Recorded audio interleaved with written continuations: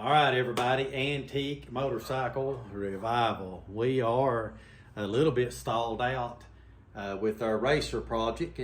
We've got parts still out all over the place. Steve's got the cylinders, relieving them. So we've got the transmission. Ralph's got that. Camp. I should get that back in everything in the next week or two. Start putting that together pretty soon, but right now it's kind of stalled out We're working on the transmission on old Red. We'll get a video on that pretty soon.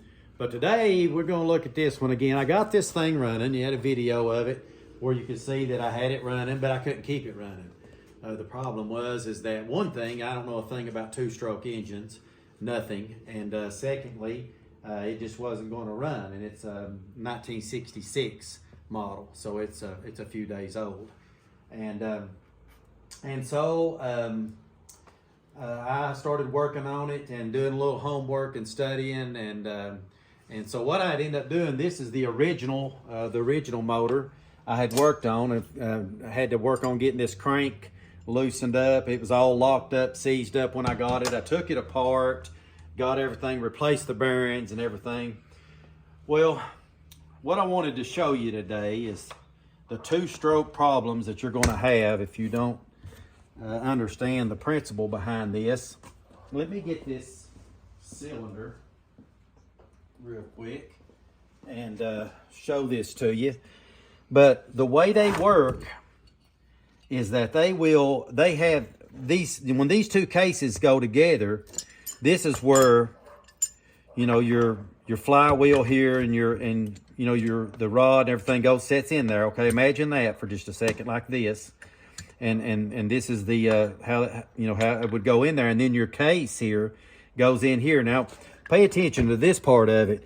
This case on a two-stroke is completely separate.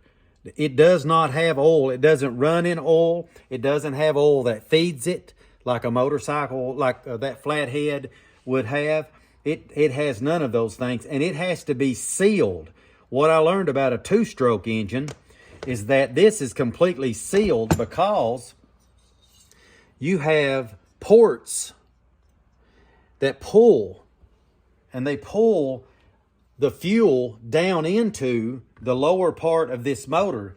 It has to be able to hold pressure at about 1.5 pounds or so, 2 pounds of pressure in this. If the seals are bad on these two strokes, if this seal right here is not good, and I don't think I did all that good of a job the first time because I didn't know that.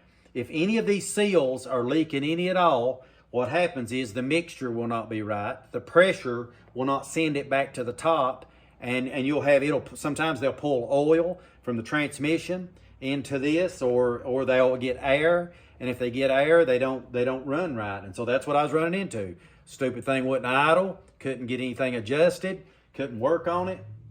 And so I learned that you have got to do a better job, David, when you put one of these together. They've got to be sealed. They've got, all the seals has got to be in it. And so I was going to take my time. And so I had bought another motor. And then, of course, one of the things I learned about this one, I don't want to forget this, is that, you find it. Yeah, right here. Take a look at this. I don't know if you can see this and she can get it, but there's a crack I found in this motor. There is a crack right through here that runs all the way up and around. And I'm sure as it heats up the motor, that's where I was losing some of my air too. So I had another motor, and like I said, if you've never dealt with these old Montgomery Ward's Benelli Italian old two-strokes, don't do it because you can't find parts. You can't. But I finally found another case and motor from Italy, and that's this one over here. So I put the cylinder and everything on this motor, got it all together, and it run like a sewing machine. I had no problems out of it. Everything was fine.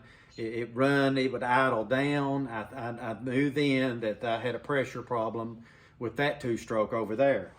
And but the problem on this motor is that it wouldn't go into first gear. So now I've got, one thing after another. And so I took the transmission apart. This is, come here and get a look at this. This is the transmission on this thing, okay? 3-speed transmission. But I want you to check this out. This is, it's crazy that this actually holds and that it works.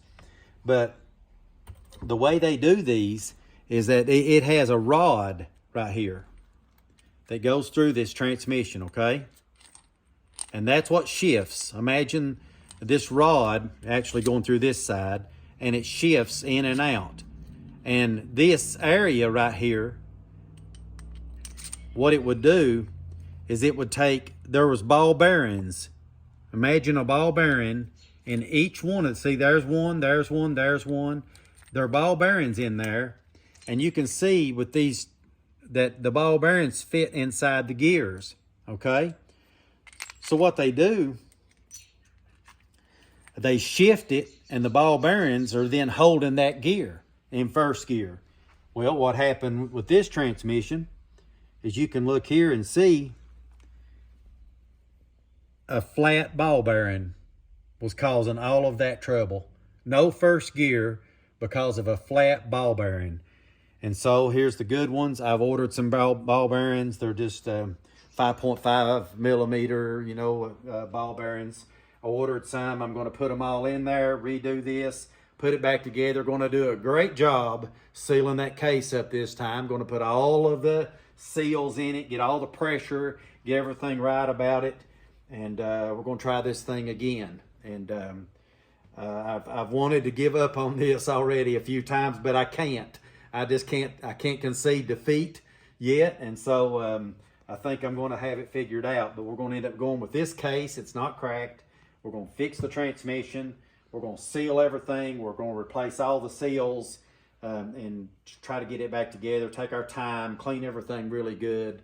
It's going to be a good thing. But if you've not worked on 2-stroke engines, and like myself, all I'm used to is these 4-strokes, and I've been working on old flathead Harleys for a while.